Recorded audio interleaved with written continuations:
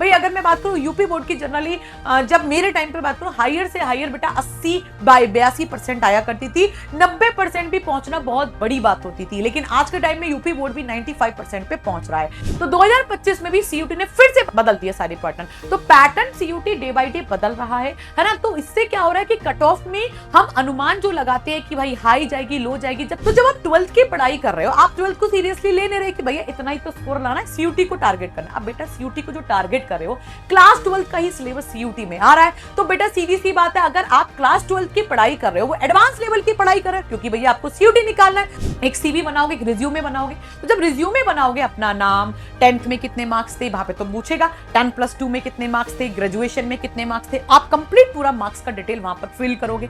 आपसे कोई सीयूटी का स्कोर कार्ड नहीं मांगेगा, समझो। हेलो स्टूडेंट, स्वागत है सभी का केजीएस सीयूटी के इस प्यारे से चैनल पर। तो बेटा आज ये बहुत इंपॉर्टेंट इंफॉर्मेशन आपके लिए लेकर आई हूँ कि क्या बोर्ड्स मार्क्स मैटर करते हैं सीयूटी में। मतलब कि मैम सीयूटी के अंदर, क्योंकि बहुत सारे स्टूडेंट्स होंगे जो 12th क्लास में होंगे अभी, जो सीयूटी की प्रिपरेशन कर रहे होंगे, और बहुत सारे ऐसे बच्चे होंगे जो ड्रॉपर होंगे। ठीक है, देखो वीडियो तो दोनों ही देख सकते हैं, क्योंकि वो 12th पास कर चुके तो उनके मार्क्स वहां पर भी मैटर करते हैं, और जो कर रहे हैं उनको तो बहुत ज्यादा ये वीडियो इंपॉर्टेंट है।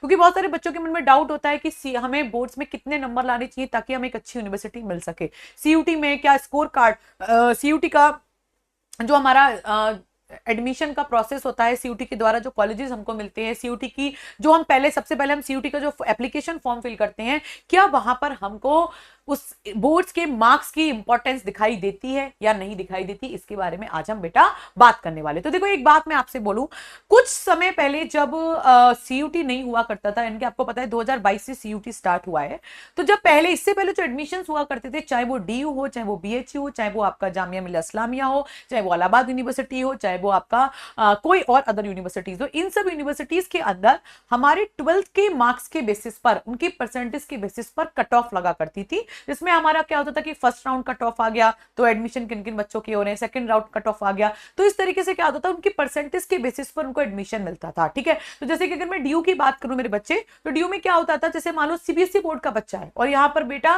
सीबीएसई बोर्ड बच्चों के लिए एक सबसे बड़ा बेनिफिट होता है कि उनके स्कोर जो होते हैं, उनका जो परसेंटेज होता है वो यूपी या बिहार या फिर किसी भी अदर स्टेट बोर्ड से सबसे ज्यादा होता है, उनका अच्छा परसेंटेज आता है। तो जैसे 99% आ रहे हैं, किसी के 98% है, तो उनका डीयू में आराम से, क्योंकि डीयू की मैं हंसराज कॉलेज की बात करूं जो कि नॉर्थ कैंपस का सबसे फेमस कॉलेज है एंड नंबर 1 कॉलेज है, उसकी जो कट ऑफ रुकती है बेटा ग्रेजुएशन की, वो कट ऑफ 99% पर रुकती थी। अब सोचो 99% कितने बच्चों की है ना। अब यूपी और बिहार बोर्ड या बंगाल बोर्ड, जो भी अदर स्टेट बोर्ड्स के बच्चे हैं, वो प्रॉब्लम में आ जाते थे क्योंकि उनकी इतनी परसेंटेज नहीं हुआ करती थी।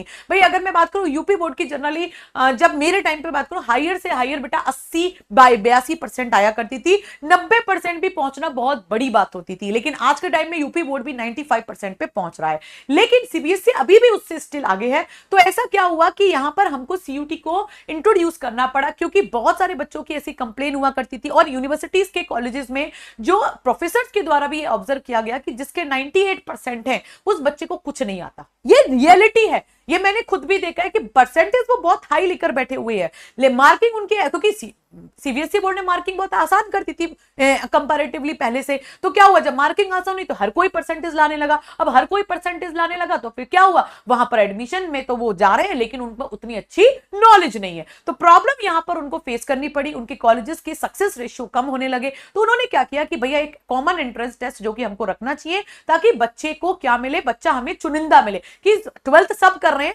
लेकिन उसमें हर एक बच्चा, जो हर एक स्टेट का बच्चा है, वो भी पार्टिसिपेट करे, कि अगर उसको डीयू में एडमिशन चाहिए तो केवल सीबीएसई बोर्ड वाला बच्चा ही डीयू में एडमिशन नहीं लेगा। आप भैया यूपी बोर्ड का बच्चा हो, चाहे बिहार बोर्ड का बच्चा हो, चाहे बंगाल बोर्ड का बच्चा हो, चाहे राजस्थान बोर्ड का बच्चा हो, चाहे हरियाणा बोर्ड का बच्चा हो, सारे के सारे बच्चे बेटा आप सीयूटी में एडमिशन, सीयूटी के द्वारा डीयू में एडमिशन ले सकते हैं, क्योंकि पहले सिर्फ सीबीएसई पहुंचता था, क्योंकि उनकी परसेंटेज हमारे से बहुत हाई हुआ करती थी। अब प्रॉब्लम उनको डिटेक्ट हो गई। अब उस प्रॉब्लम का सलूशन लाने के लिए उन्होंने कॉमन यूनिवर्सिटी एंट्रेंस टेस्ट, जिसका नाम है CUET, को लॉन्च किया। 2022 में पहली बार पेपर हुआ, जिसमें काफी सारे हमको इंप्रूवमेंट की नीडेड रही। फिर 2023 में जब आए तो उन्होंने पेपर का पैटर्न थोड़ा बदला, पेपर का पैटर्न बदला तो कट ऑफ भी थोड़ी हमारी लो गई। फिर 2024 में सेम प्रोसेस रहा, मतलब बिल्कुल डिफरेंस नहीं था, जो 2023 में एग्जाम का पैटर्न था वही 24 में, तो 2024 में कट ऑफ काफी हाई रही थी। ठीक है, उसके बाद में क्या हुआ, अब हम आए बेटा यहां पर 2025। तो 2025 में भी सीयूटी ने फिर से बदल दिया सारे पैटर्न। तो pattern CUET day by day बदल रहा है ना। तो इससे क्या हो रहा है कि कट ऑफ में हम अनुमान जो लगाते हैं कि भाई हाई जाएगी लो जाएगी, जब बदलाव होते हैं तो कट ऑफ लो जाती है, क्योंकि भाई वो उस बदलाव को बच्चा एक्सेप्ट नहीं कर पाता, क्योंकि भाई सीधी सी बात है वो पूरे साल तैयारी करते आ रहा है और नोटिफिकेशन रिलीज होता है जनवरी के लगभग, जनवरी या फरवरी के लगभग।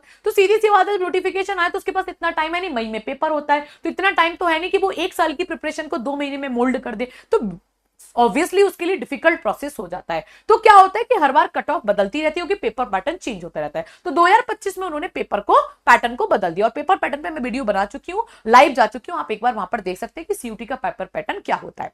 अब बात आती है यहां पर जो सबसे इंपॉर्टेंट बात है वो ये है कि सीयूटी का जो एलिजिबिलिटी क्राइटेरिया है, अगर हमको सीयूटी का एंट्रेंस देना है, हमें एक टॉप यूनिवर्सिटी अपने लिए टारगेट करनी है, सीयूटी का एंट्रेंस देना है, तो 12th बोर्ड्स को सीयूटी के साथ कैसे टारगेट करें, या फिर 12th बोर्ड के जो मार्क्स हैं क्या वो सीयूटी में लगते हैं, क्या सीयूटी में उनका कोई मायने है या नहीं है, उस पे आज हम चर्चा करने वाले हैं कि बोर्ड्स मार्क्स सीयूटी में कितना मैटर करते हैं। तो सबसे बड़ी बात, अगर मैं यहां पर एलिजिबिलिटी क्राइटेरिया की बात करूं बेटा, कि सीयूटी में जो एलिजिबिलिटी क्राइटेरिया, अभी यस और नो पे हम बाद में आएंगे, पहले हम एलिजिबिलिटी क्राइटेरिया देख लेते हैं कि सीयूटी यूजी का जो एलिजिबिलिटी टिल नाउ अभी तक 2025 तक जो रहा है बेटा, वो आपका ये रहा है कि फॉर जनरल 10+2 की बात कर रहे हैं 12th के अंदर। उन्होंने बोला है कि 12th यानी कि 10+2 में, इसको 12th भी बोलते हैं और 10+2 भी बोलते हैं, इसमें आपका जनरल के अंदर मिनिमम 50% स्कोर होना चाहिए,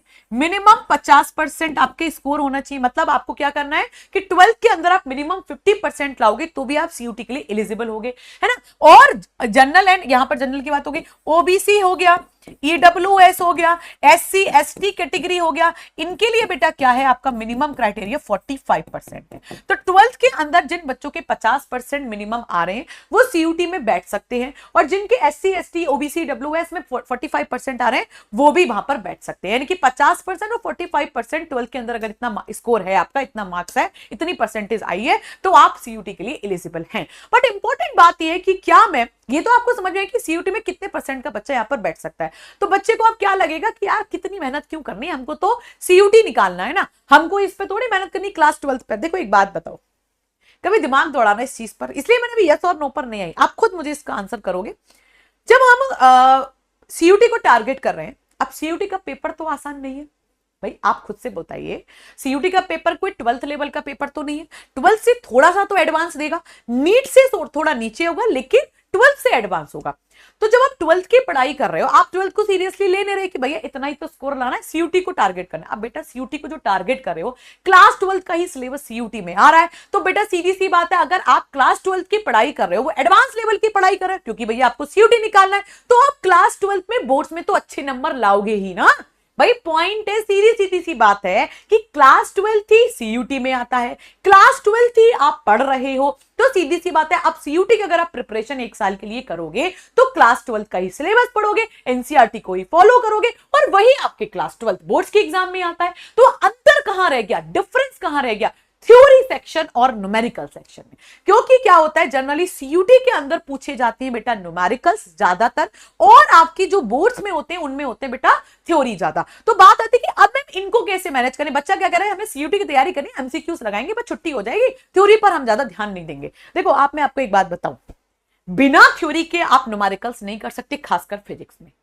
आप एक कान खोल के सुन लीजिए, आप ये सोचो कि बिना थ्योरी के मैं न्यूमेरिकल करने बैठ जाऊं, आपको थ्योरी नहीं पता, आप न्यूमेरिकल करने बैठ गए, फॉर्मूला याद करके, नहीं होगा, कहीं ना कहीं फंसोगे, क्योंकि अगर उसने एक भी क्वेश्चन घुमा के दे दी और आपको थ्योरी नहीं पता है तो आप क्वेश्चन में फंसोगे ही फंसोगे, ये बात 101% श्योर है। तो बेटा आपको थ्योरी भी पढ़नी पड़ेगी। तो जब आप थ्योरी पढ़ ही रहे हो सीयूटी को लेकर, तो सीधी सी बात है, आप टारगेट 50% क्यों रखना है, ये तो मिनिमम है, ये तो मिनिमम है। और जिन बच्चों ने केवल 50% मिनिमम टारगेट सेट कर दिया ना सीयूटी यूजी में, तो आप ये मान के चलिए उनका सीयूटी नहीं निकलेगा। क्यों, इसका बहुत बड़ा रीजन है, या तो भैया वो बहुत बच्चा ऐसा हो कि वो 12th में नहीं पढ़ रहा, लेकिन जो 2-3 महीने उसको एग्जाम के टाइम पे मिलेगा तो वो सीयूटी के लिए बहुत फाड़ देगा, या तो वो एक्स्ट्रा ऑर्डिनरी बच्चा हो सकता है। नहीं तो जो बच्चा भाई सीधी सीधा, वैसे मैं तो नहीं, ऐसा बच्चा हो ही नहीं सकता जिसको सीयूटी निकाले वो क्लास 12th में अपनी परसेंटेज अच्छी रख पाएगा, वो लो स्कोर नहीं आएगा। उसने सिर्फ मिनिमम दिया है। अब जरूरी 50% आज के टाइम में किसी के आते नहीं, बहुत कम बच्चे जिनके 50% आते हैं, मोस्टली 60 क्रॉस वो कर जाते हैं, है ना। यहाँ पर तो 95-90% यूपी बोर्ड में ला रहे हैं, बिहार बोर्ड में ला रहे हैं, है ना। तो कोई बहुत बड़ी बात अब नहीं है, लेकिन ये मिनिमम स्कोर है। तो आपको मैं ये मान के चलूंगी कि सीयूटी के अंदर भले ही आपका, आप ये मान के चलिए कि परसेंटेज कम दे रखा है, लेकिन स्कोर आपका मैटर करता है, आपकी परसेंटेज इसको मैटर करती है, क्योंकि आपकी स्कोर कार्ड की जब आप सीयूटी का पेपर दोगे उस टाइम पर आपसे 12th की परसेंटेज कोई नहीं पूछेगा। जब आपका सीयूटी का स्कोर कार्ड आ जाएगा, बढ़िया आपका नंबर आएगा, जब कॉलेज में एडमिशन लोगे, जब आपकी 10th की मार्कशीट, 10+2 की मार्कशीट, इन सब की मार्कशीट लगेगी, तब भी आपसे कोई 12th के मार्क्स नहीं पूछेगा। लेकिन 12th के मार्क्स कहां पूछे जाएंगे मैं आपको बता देती हूं। आपने कॉलेज में एडमिशन ले लिया, ठीक है मैम, हमने कॉलेज में एडमिशन ले लिया, मान लो आगे चल के आप, मान लो आप ग्रेजुएशन बीएससी कर रहे हो, अब बीएससी करने के बाद आगे आप अपना सीवी बनाओगे, किसी मान लो कहीं आपको पढ़ाना है, अब पढ़ाने के लिए आप अपना एक सीवी बनाओगे, एक रिज्यूमे बनाओगे। तो जब रिज्यूमे बनाओगे, अपना नाम, 10th में कितने मार्क्स थे, वहां पे तो पूछेगा 10+2 में कितने मार्क्स थे, ग्रेजुएशन में कितने मार्क्स थे, आप कंप्लीट पूरा मार्क्स का डिटेल वहां पर फिल करोगे। आपसे कोई सीयूटी का स्कोर कार्ड नहीं मांगेगा, समझो। सीयूटी का स्कोर कार्ड केवल एडमिशन दिलाने तक का है उसका काम, लेकिन उसके बाद जो आपका काम करेगा वो आपका 10+2 और 10th के और ग्रेजुएशन के मार्क्स ही करेंगे।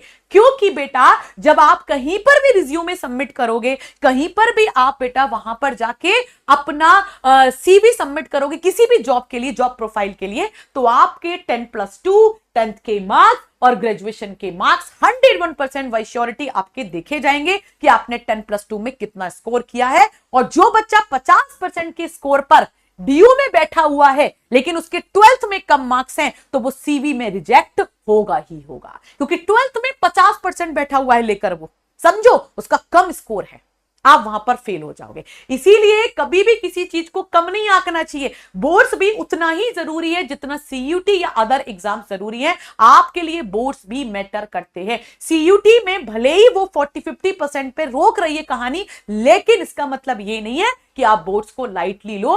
बोर्ड्स सीयूटी के साथ साथ बहुत मैटर करते हैं।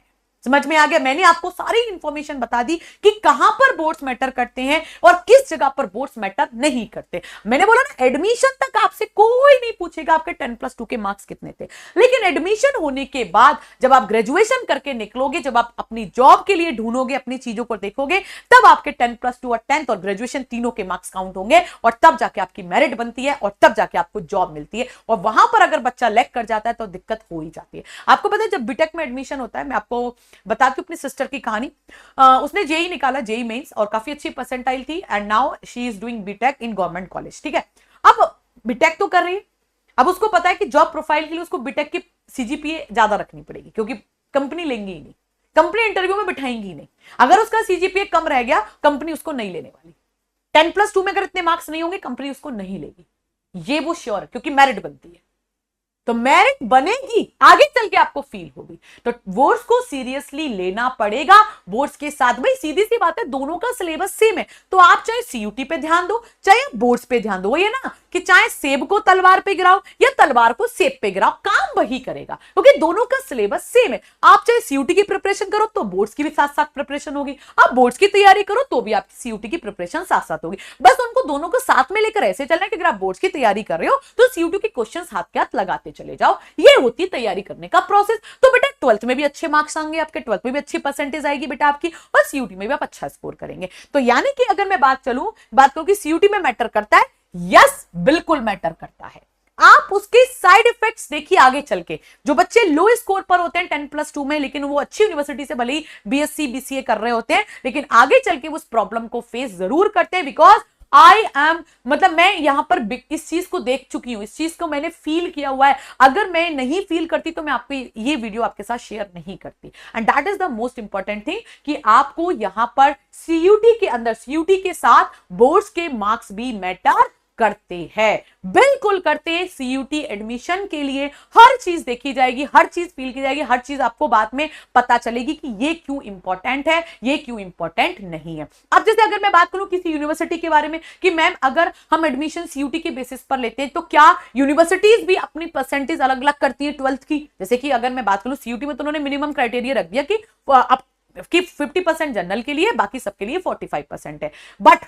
बट आपका ये भी हो सकता है कि यूनिवर्सिटीज अपना अलग अलग नोटिफिकेशन निकालती है, क्योंकि सीयूटी के अंदर हजार मतलब सैकड़ों यूनिवर्सिटीज है जो उसके अंदर आती है, जो एडमिशन लेती है। तो सीधी सी बात है, सबका अपना अलग अलग क्राइटेरिया भी हो सकता है। तो चलिए एक टॉप यूनिवर्सिटी की यहां पर मैं आपको आज इस बार सीयूटी 2025 का एलिजिबिलिटी क्राइटेरिया दिखाती हूं कि उसने आपका एलिजिबिलिटी क्राइटेरिया क्या रखा था, तो आपको थोड़ा सा यहां पर आइडिया लग जाएगा। ये मैं बीएचयू का प्रोग्राम एलिजिबिलिटी क्राइटेरिया 2025, जो इस बार के बच्चे बैठे हुए हैं उनको एडमिशन जो लेना है तो उनके पास क्या क्या स्कोर कार्ड होनी चाहिए और 10+2 में कितने मार्क्स होने चाहिए, मैं आपको यहाँ पर दिखाने वाली हूँ। जैसे बैचलर ऑफ साइंस ऑनर्स है बेटा यहाँ पर बीएचयू के अंदर, बनारस हिंदू यूनिवर्सिटी के अंदर, कि बैचलर ऑफ साइंस ऑनर्स बच्चा अगर करना चाहता है बॉटनी, केमिस्ट्री, जूलॉजी और होम साइंस एंड ज्योग्राफी के अंदर, तो उसको इन 3 सब्जेक्ट का सीयूटी का स्कोर कार्ड देना पड़ेगा। आपको सीयूटी का अगर कंप्लीट इंफॉर्मेशन चाहिए, कितने पेपर्स होते हैं, 5 पेपर होते हैं सीयूटी के अंदर, जिसमें से आपकी चॉइसेस है, आप 5 में से कितना लेना चाहते हो, है ना। इसमें पीसीएम ग्रुप, पीसीबी ग्रुप दोनों, है ना। अगर कोई बायोलॉजी का बच्चा है तो पीसीबी में सीयूटी देगा, अगर वो मैथ्स का बच्चा है तो पीसीएम में सीयूटी देगा, एंड अलॉन्ग विद वो एक लैंग्वेज का पेपर देगा, या तो इंग्लिश या फिर हिंदी, और उसके साथ में जनरल टेस्ट का एक पेपर होता है जिसमें रीजनिंग, मैथ्स वगैरह आती है, ठीक है। तो उन्होंने बोला है कि किस किस का स्कोर कार्ड इस कोर्स के लिए लगेगा, तो biology, chemistry and physics, and साथ में 10+2 के मार्क्स उसने कितने मांगे हैं। तो यूनिवर्सिटी वाइज भी देखना पड़ेगा, हर यूनिवर्सिटी के अपने अलग अलग क्या होते हैं बेटा, स्कोर निकलते हैं। तो 10+2 और equivalent examination securing a minimum 50% marks in aggregate in the subjects physics, chemistry plus any one of the following, biology, zoology, geography, यानी कि 50% मार्क्स चाहिए। अब उन्होंने ना तो जनरल कैटेगरी बोला है ना ओबीसी बोला है। अब सोचो एससी एसटी वालों के लिए भी 50% कर दिया, क्योंकि उसने ये बिल्कुल भी नहीं किया, कहा है बेटा कि यहां पर एससी एसटी के लिए 45 चाहिए और यहां पर जनरल के लिए 50 चाहिए। उसने बोला है सबके लिए 50%।